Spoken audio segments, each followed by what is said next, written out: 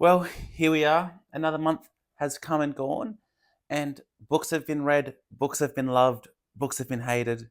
But so far, October was a really, really good reading month. I didn't get as much reading done. I had one book just sneak into my TBR and kind of sabotage the rest. I did stick to my TBR for the most part outside of that one book, but that one book was gigantic. So it put a few other books out of this month's reading, but I was still pretty happy with it. We just had a lot of really, really top tier fantasy books. I haven't been stepping outside of fantasy as much as I'd been wanting to, but I still read one book outside the genre, smashed out a ton of just the best of fantasy books, and had a really good time. I have been a little sick, that's why I haven't been making as many videos. I had one good day when I did the Empire of the Vampire video, but outside of that, I'm sorry for not getting enough content out to you guys. So to make up for it, let's just make this a really good one. Let's smash through some elite books. So firstly, we had our book club book. We had We Are the Dead, book one of the Last War trilogy by Mike Shackle. This was super fun to read with you guys. And it was a very easy read. This book paces out like a John Gwynne book. So we get a lot of shorter chapters that you can just kind of read and fly through. The writing style is very easy to pick up. It's not heavy on the prose, and it's just enough description that you can get an idea in your mind. You can get some good movie cinematic imaging, but you're not spending a whole page talking about the landscape. You're getting through the plot very quickly. You're getting through the story quickly. So it's very easy to stay engaged and just hooked to the page. And that's where the John Gwynne comparison comes in. Outside of that, this story is dark, super duper dark. Themes are dark, the tone is dark, the actions on the page, very, very grim. So this is a book set in a country that in the prologue is just decimated, conquered, and the story picks up 6 months later and takes place over 8 days. The structure of this story is really interesting because we get that prologue of just decimation. Then the story is broken up into 8 days, set 6 months after the country has been conquered. So we get to see what's happened, and then there's just one last hope. There's just a few people of power that have been able to stay alive through this 6 months. And then there's also just a lot of regular people that have just scraped by in the last 6 months. And we're seeing how these two groups can come together for one last hope for this country. And this is a really good read. I can't wait to dive further into the Last War trilogy. And if you're thinking about checking this one out, I recommend you do. Just be warned, it is dark. So check the trigger warnings if that's something you need to do before reading a book. Yeah, and then just like the room for improvement down here, I really liked the characters and I could see why they made the decision that they did. But in our book club, some of you guys weren't the biggest fan of the character depth. Like they were good characters, but didn't go deep enough into them. And some of you found it a little bit predictable. I didn't mind that too much. I felt there was enough twists in there that I thoroughly had a good time. So going into the book that took over my TBR, I had a strict plan that I stuck to outside of this book. And this book took me a while to read because it was the 59-hour audiobook of Rhythm of War by Brandon Sanderson. Just one massive book. This is probably the biggest book I've read. Someone would have to tell me if Of War and Ruin by Ryan Cahill is bigger. But as far as I'm concerned, this is massive, and I wouldn't have it any other way. I both would like Oathbringer and Rhythm of War to be shorter and more concise, but I wouldn't want that at the same time. I think the grandness, the scope, the being of someone through their day to day when they're just slowly going into their missions, there's something about that that is just very Stormlight. This just makes the story feel so big. So although I'd probably like it more if it was shorter, I wouldn't want it to be. It wouldn't be what it is if it was made more concise. But as always, I would appreciate more Kaladin POVs. He's the big highlight of the entire Cosmere for me. So I'm always going to say, just give me more Kaladin anytime there's a Cosmere book. Just he's the man. But outside of that, I really enjoyed this a lot more the second time through. The first time I read this, I'd smashed through the first 3 books whilst on a holiday. And then I took 3 to 4 months to read Rhythm of War the first time. So the slowness felt even more drawn out and more drudgy, if that's even a word. But reading it the second time, I was just able to enjoy the character journeys a lot more. I was able to see things that I just didn't pick up the first time. And it's just fun to being back in this massive world and getting ready for book 5 to come out. So I'm happy this one took over the TBR. And for my non-fantasy read this month, I went with Pet Sematary by Stephen King, because October, why not go with something on the more horror side? I've really loved checking out Stephen King earlier in the year with Salem's Lot. I would put this on a similar level to Salem's Lot, which I, put around like that 4.25, 4.5 sort of thing, where they're just really solid books that you can't really criticize. Is this my favorite book of all time? No. But is there a way that I would change it to make it better? Probably not. These books are both, slow builds. We're just getting the feel for the town, getting the feel for the characters. Stephen King is one of the best character writers I've read. The way he is able to pick up a character and give you an idea of who they are in one paragraph is very exceptional. And I think that's why Stephen King is as popular as he is. Just he can really find the humanness of someone very well. Then this was just a really messed up book. If you've read it, you know why. Just the concept, the idea, just what it's like being a parent going through what these guys go through. I really liked it. I really liked the idea of it. It was just so messed up.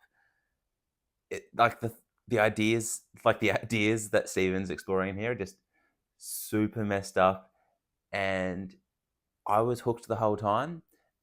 These books are very slow, like both Salem's Lot and Pet Sematary, 16 to 20 hour-ish audiobooks, and they're just slowly building, they're just slowly weaving a story, just a little bit of eeriness here, a little bit of spookiness there, and by the end, you're just like, damn, that was just, you just find that you're just hooked the whole time.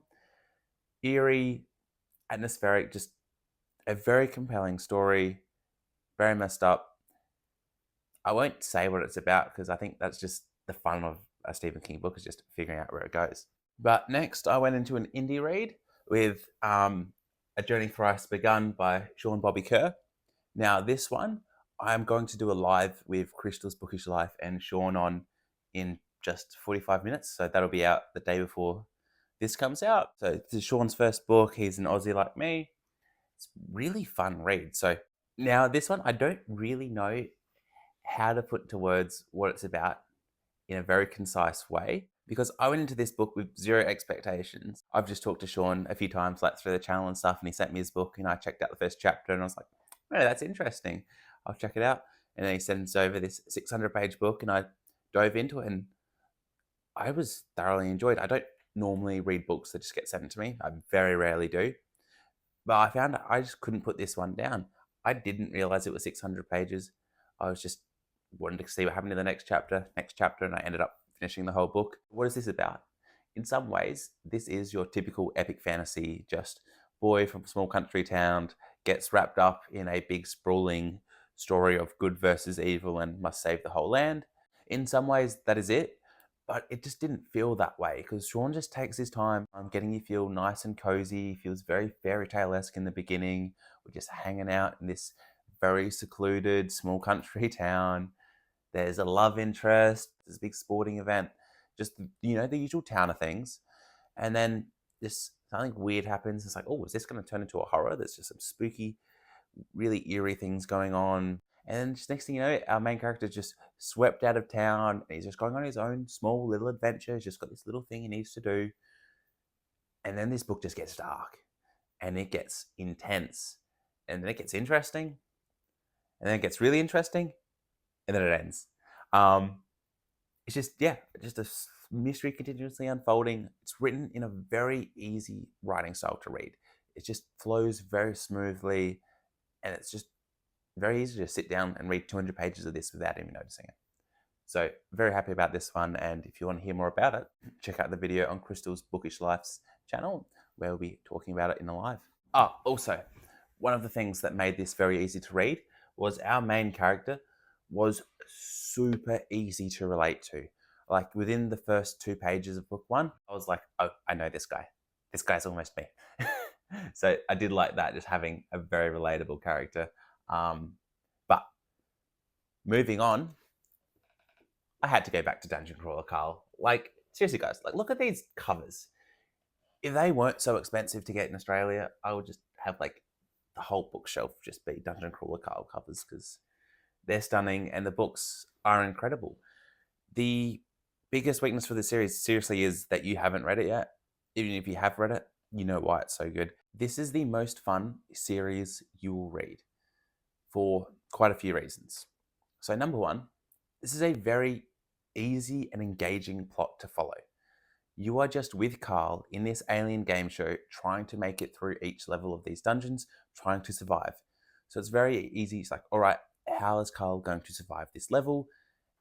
And on each level, there is a lot of fun, interesting things. There's a lot of different creatures because this alien game show is just made up all these different creatures, all these fun challenges. They're very deadly challenges, but they're fun for us to listen to. They're not fun for Carl. And Matt just makes the game very interesting with the way that the AI runs. But outside of just surviving the game show, there's the plot of Carl trying to fight back against the game show. There's the politics of the people that run the game show, people trying to shut down it, people trying to shut it down. And there's just that big alien politics around outside of it that continues to build each book. So the plot is super engaging. The characters are super well done. Carl and Donut just have one of the best character dynamics that I've read and come across. So when you've got great characters, when you've got a great plot, it's very easy to stay engaged, and the humor that Matt puts in there is just fun. It's fun humor. It's very light-hearted, but there's enough dark, serious stuff going on that it's not too much of a joke. There's still something that you can be hooked to within the story.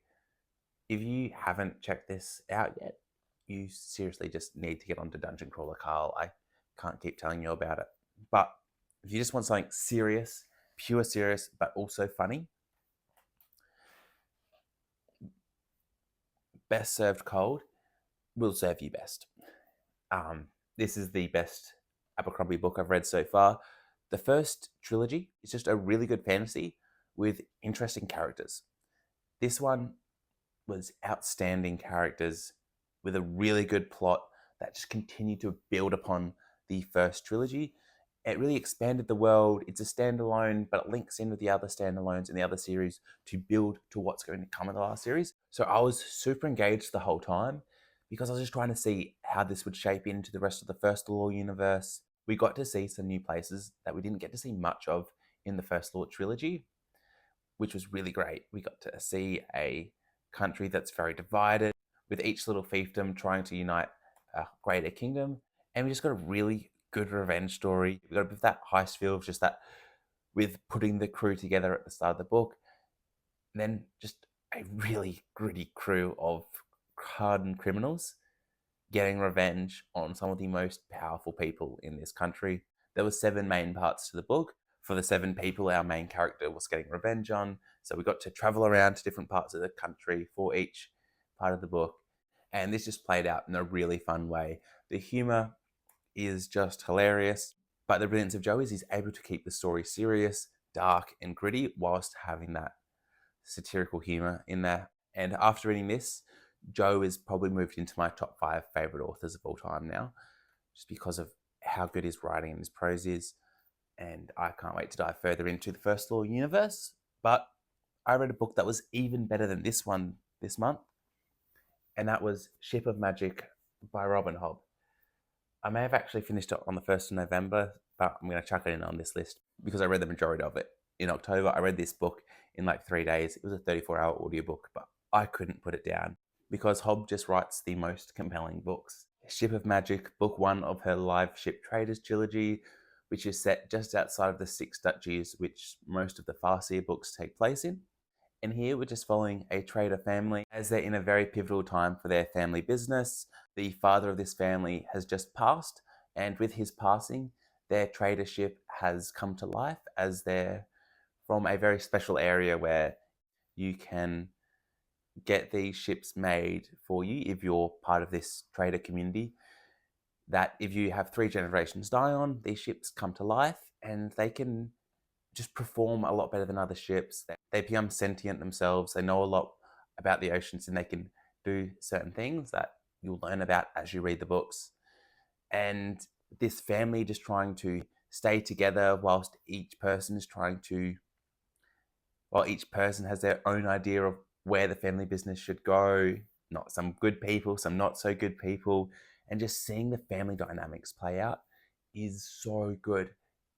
The Hobb has done family dynamics in this book better than I've ever seen it done in any book ever.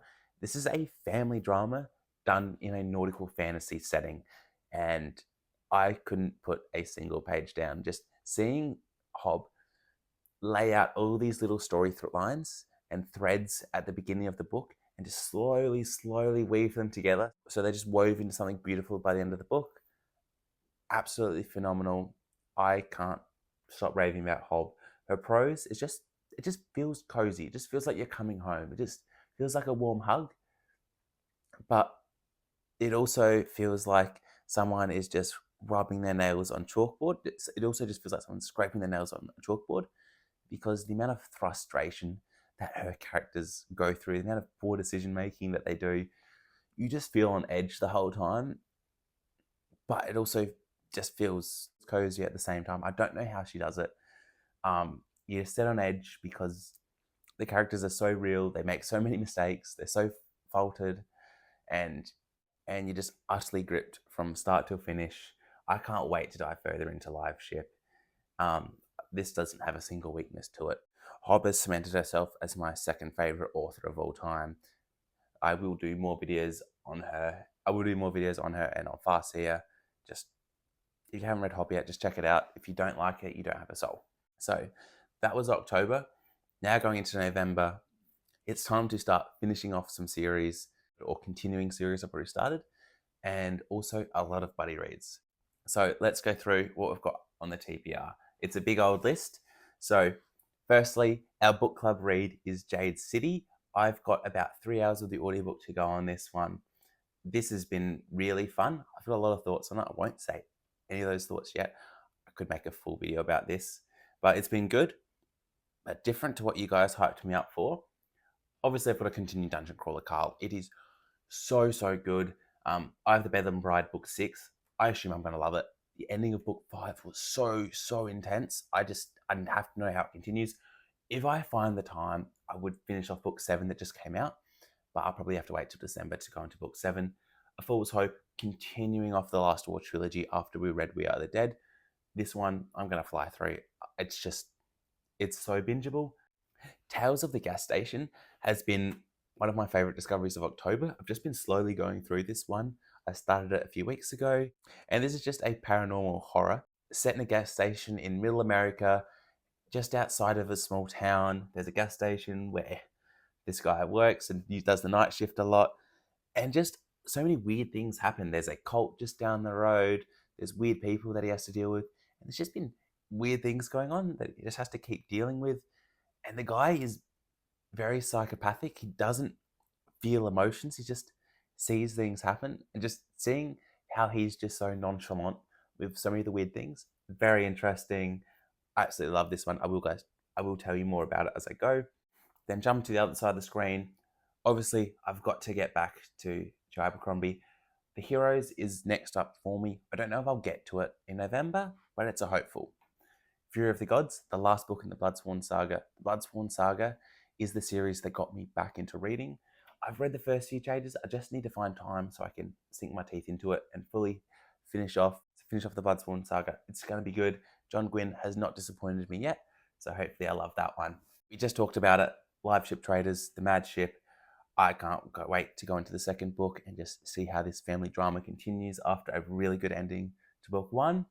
And then I just got 2 buddy reads.